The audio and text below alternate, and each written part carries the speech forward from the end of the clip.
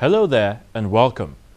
This week we meet with Mr. Tanko Almakura, a Nigerian businessman who decided to venture into the world of politics because he felt he has what it takes to give his people, talking about purposeful leadership. Now, he was elected governor of Nasarawa State on April the 26th, 2011, running on the platform of the Congress for Progressive Change at the time. Today, he's pitched his tent with the All Progressives Congress, that's the APC, a party he says has come to provide the needed change in the polity and wrestle political power from the ruling People's Democratic Party, and that's at the center, of course. Indeed, he was a former member of the PDP, and Governor Almakura speaks with me on what informed his decision to leave the umbrella party and what he's been able to bring to the fore as a leader to his people, even in the midst of several opposition members in the Nasarawa State House of Assembly.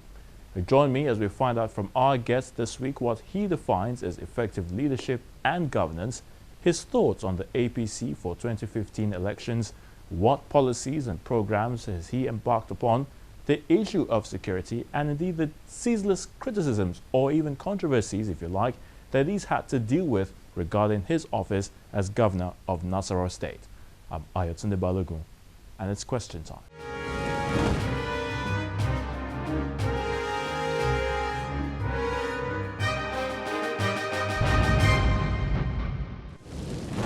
Governor Tanko Almakura, you're welcome to Question Time. Thank you very much. Now, it's a great pleasure to have you with us on this week's edition of the program, looking at your stewardship as the executive governor of Nasarawa State. Let's start off by looking at your mandate, that was given to you by the people of Nasarawa State. What actually informed your decision to contest, to run for the office of governor?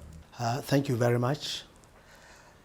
In the good old days of the MPN, I had not been just ordinary onlooker in the activities of my state, but an active participant.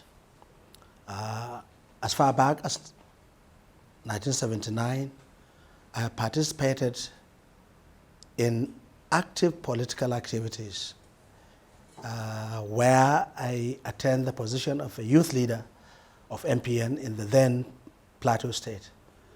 And ever since then, life has changed completely in terms of my psyche, in terms of what I consider worthwhile. From then on, I held a number of political positions, like being a secretary of NRC in Plateau State, like being a member of the Constituent Assembly in 1988 to 89, while we fashioned the Constitution that was later reviewed in 1999. So ever since then, I have been very, very interested in what happens within my domain. And by virtue of being in the political arena all this while, one cannot but participate more actively by taking positions so that you can influence things and direct things the way you think will move your people forward. So I think this is the compelling reason, other than ambition or quest for any ego or for any aggrandizement. It is a real, sincere, honest feeling for my people, and the fact that I feel my people should share with me the ideas I have in moving the state forward. That determined why I had to contest for the office of governor. Now, Governor, looking at the legal tussle that trailed your election, would you say that the election tribunal, the judgment of the election tribunal has now put an end to all the controversies surrounding that? Thank you very much. You see, the issue relating to the different kind of phases I went through before I now occupy this office is more than a mere contest. It's more than a mere litigation. There were an avalanche of challenges, each of which is equal to a stage of determining whether I hold that office or I don't. Right from the beginning, I started from the party of PDP, because I have been a founding member of PDP in my state. And we made PDP what it used to be. So with my intention to contest, I felt serious challenges and scare from that party.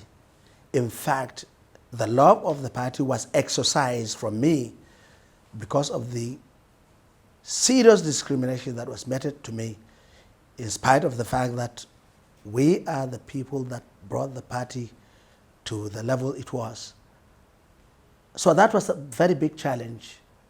And if I had succumbed to that mischief and discrimination and terror by the party apparatchik in the state, I probably would have not been a governor, because I would have stayed in the party and fought and got completely extinguished, and the intention or aspiration would have evaporated. Now, what kind of discrimination can you let us into?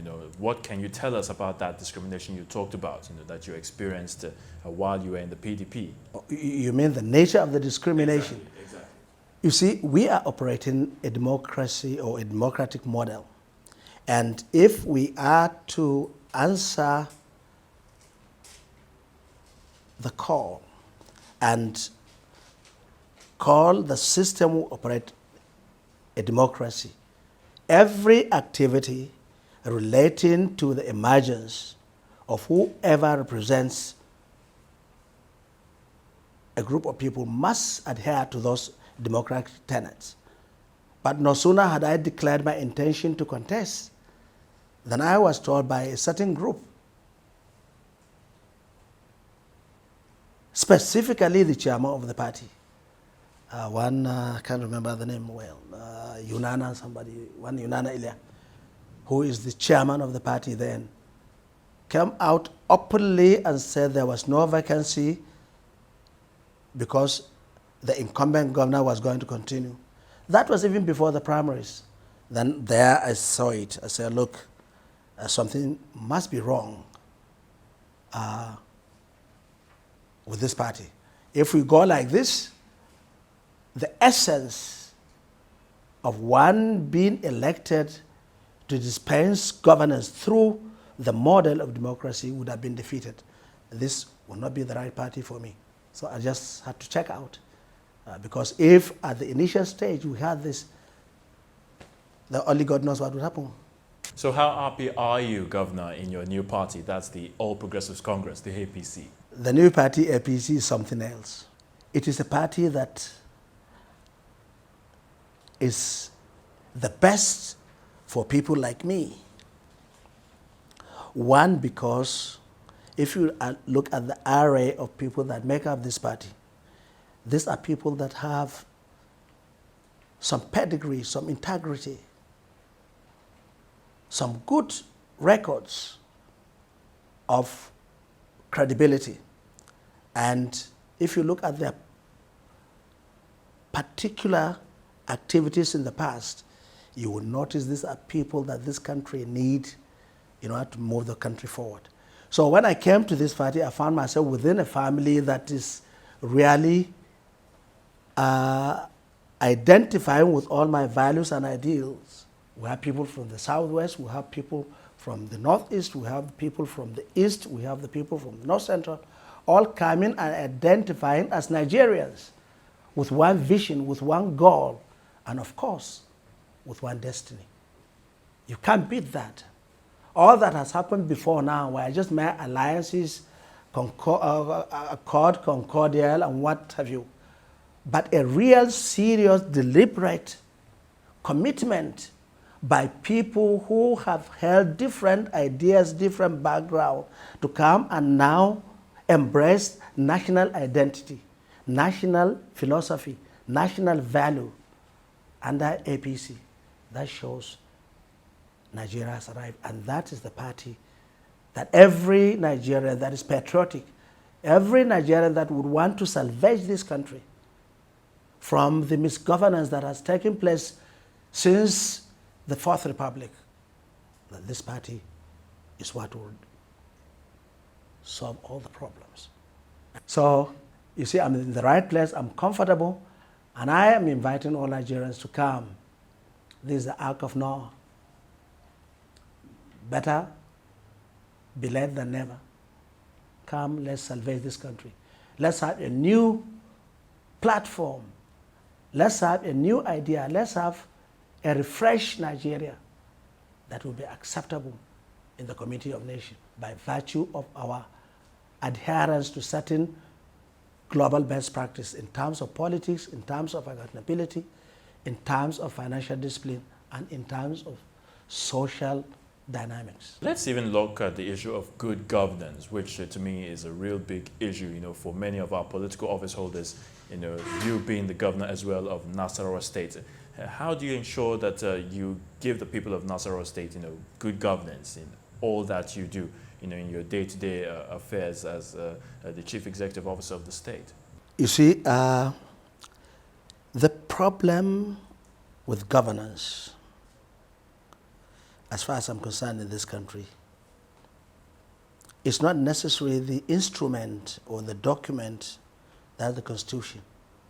We can apply any Constitution. But you see, the problem is the faithfulness, the commitment, the sincerity of purpose of implementing those documents. That has been our undoing. The most important thing with regard to governance is, after making sure you are aspiring for what you think you can do rightly, you should also look at the rules and look at the manner in which you are going to implement your programs. And in my own case, I'm being guided by 3 principles in my actions. 1, as governor, whatever decision I want to take, there has to be a fear of God. Does it please God that I'm doing this? Is it the right thing spiritually? Secondly, does it adhere to the rule of law? Thirdly, does it benefit the people I'm governing? So these are the articles of faith as far as my government is concerned. And I made it known to every of my subordinates that if your actions will not be governed by this criteria, by these guides, then you are in the wrong place. That is why when I got into office, the first executive bill I sent to the House of Assembly was to make sure we protect the resources of the state and also conduct ourselves in a manner that will give example to people who are even not in government to conform to certain ideal values. So this would definitely guide transparency, it will bring about accountability, and it will bring about serious orientation that will move the state forward. These are what we were lacking in the past, that things have gone haywire. Once we adhere to this discipline, once we adhere to transparency and accountability, then we have done it. And don't forget, people were thinking I was crazy when I was being denying myself and others certain things people thought are privileges. And people would say, this man is getting too strict, is too punitive about financial dealings. And known to them, the outside world was looking at how we operate.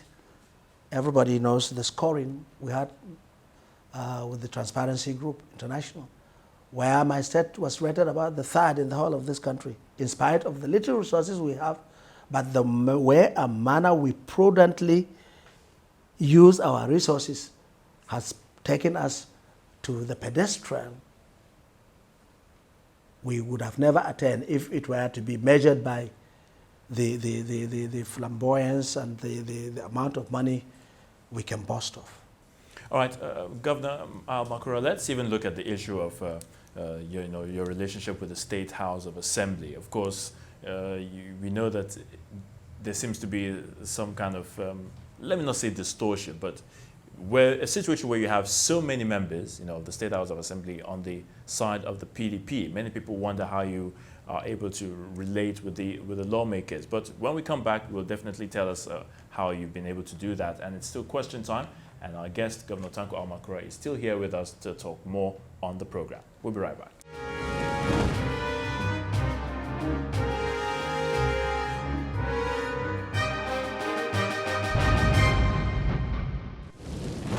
Every day as they happen, opinions arise. I lost money in Africa. Sanusi said he couldn't care about the shareholders. Is that possible? For and against, they have to be heard. The government of this dispensation has made a very strong commitment. Yet, bomb skips going on every day. People are dying and we are talking grammar. Unfeatured. You are the worst advertisement of the product you are trying to preach. Uninhibited. People are contravening and contradicting traffic rules. And issues are laid bare. This is what is called in psychology narcissism. Is worse than megalomania. And the weight decided by you. Face Off, Wednesdays 8 to 9 p.m. only on Channels Television.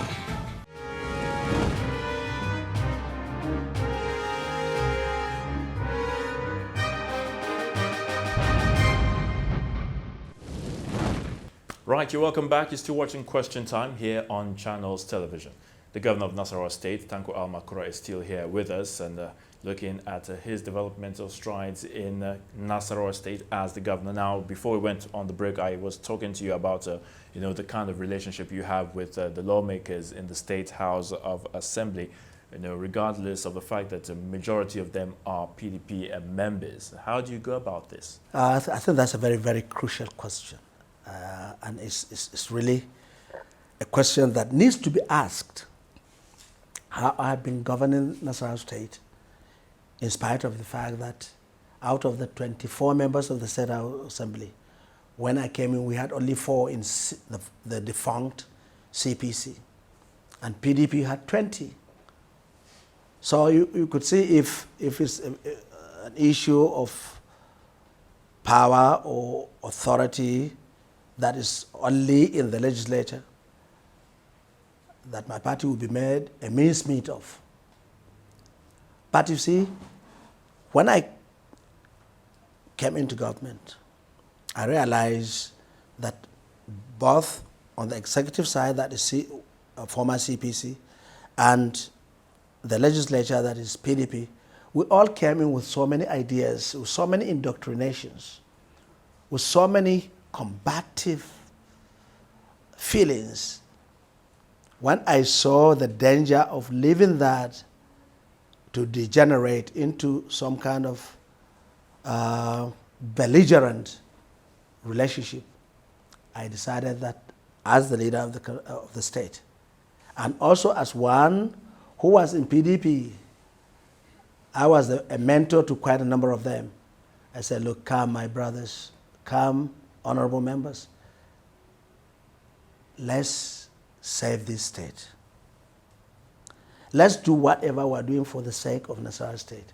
I was in PDP last year, the year before, but now I'm CPC. But I cannot change my citizenship of Nasarawa State. So as far as I'm concerned, my relationship with the State House Assembly is natural. I am in an opposition party at the national level, even though in the state level they are in the opposition. So we are reversing positions, the change of roles when it comes to state. So I think there's no much problem about that. And the people have realized, earlier on, people were taking sides. Okay, you fight the assembly or assembly fight the executive. But now people are beginning to understand that we are partners, they are arms of government, and for us to deliver the right dividend of democracy, there has to be this altercation that bring about agreements on certain issues that are supported by both arms of government. Let's even talk about the issue of the budget for the year 2013. I mean, still looking at your relationship with the members of the State House of Assembly, a budget running into about 110 billion naira. Looking at it so far, would you say that you encountered, some challenges in trying to get that across, in terms of ensuring that it's implemented, with members of the State House of Assembly? You are right. The budget for this year is about 110 billion. But not all the monies are sourced internally or through the normal revenue allocation or internally generated revenue. We had planned to take a chunk of that from issuing houses as bonds and loans from banks. And about 70-60 was what we were expecting from federal allocation, internally generated revenue. So you can see the first difficulty is getting the actual amount appropriated in our kitty to be able to implement the budget. If you look across the state now, we have renovated, rehabilitated a number of schools. And for us to differentiate them from the schools that had been there before, we decided to paint them blue. Any school you see painted blue as school we have intervened in resuscitating, in refurbishing, and in renovating. And because we were doing that transparently and prudently, we were even able to save some money where we are now building what we call Ta'al Model School, which has become an issue of controversy with the House because of the name Ta'al. These were savings that we have been able to make through prudent management of the resources of both the state and UBEC, which gave us the leverage to now build a different spatial model of two-story buildings. And we saved about 1.6 billion. And rather than that going to private pockets, we decided that each local government should benefit from two-story building in each of the local government, where we will not only build those 18 classrooms, we will also provide for the furniture, we will also provide for solar power to power the ICT classes, and above all provide for more hygienic public conveniences, where we made boreholes and overhead tank that will provide for ease of operation of water system conveniences. Now, Governor Almakura, tell us, how has the state been able to achieve some relative calm in the state? Of course, we know that in recent times, Nasarawa State was bedeviled by a host of security challenges, but that seems to be on the low now. How were you able to go about this? Yes, when I talk about the issue relating to security challenges, now I talk about it with a lot of feeling of emotion and even lamentation. Because before the unfortunate incident that took place in May, the Ombase crisis, Nasarawa State was adjudged to be one of the most peaceful states in the whole of the Federation. And how it came overnight that a very negative incident, I am bothered about the criminal aspect. And that is why, to salvage the name, the good name of the state, we have to put a judicial commission of inquiry that will look into the criminality aspect of that incident. However, some relative calm, like you rightly said, has returned to the state. That is not without our efforts, not my efforts alone, but efforts of all stakeholders. Everybody had passion for the name of the state, and at the time it mattered most. Everybody seemed to be willing to come to provide solutions to how we could quell this problem. And I would like to also thank the security operatives in the state, irrespective of what has happened that has actually broken the nerves of quite a number of them by the killing of their colleagues. They have been up and doing in trying to maintain and sustain security to protect lives and property. Now, Governor Almakura, you've spoken a lot extensively on, some of the developmental strides that you've taken, ideas and initiatives from education to providing good water and good roads. But let's even come down to Mr. President's visit, Dr. Goodluck Jonathan, to your state recently, to commission some of these projects. What was the feeling like for you when this happened? The visit of Mr. President to commission some of my project in the state a month or two ago is something that has actually gladdened the minds of all people of goodwill in the state. This is because for a very long period of time, more than 6 years or 7, there had never been any state visit by any president to the state to commission anything, because of course there's nothing to commission. So I must really thank Mr. President immensely for accepting to come and commission some of the projects. I think that visit was something that every citizen was very, very happy, and we're looking forward to another visit, not too distant future, by Mr. President to commission many more of such projects, so that we'll be able to get some legacy from the federal government. Now, I guess this is where we have to draw the curtain. Governor Tanko Almakura of Nasarawa State, we thank you so much for sharing time with us on Question Time. Thank you very much. I appreciate it. You're welcome. Governor Tanko Almakura does seem to be a man with a vision to lead Nasarawa State to prosperity. Yet there's no doubt that a lot of people now will be eyeing the governorship seat when the next elections come calling in 2015. And so, whatever work is left undone by his administration, there should now be a clear focus to continue to do all that is necessary to develop the state with the resources available to it.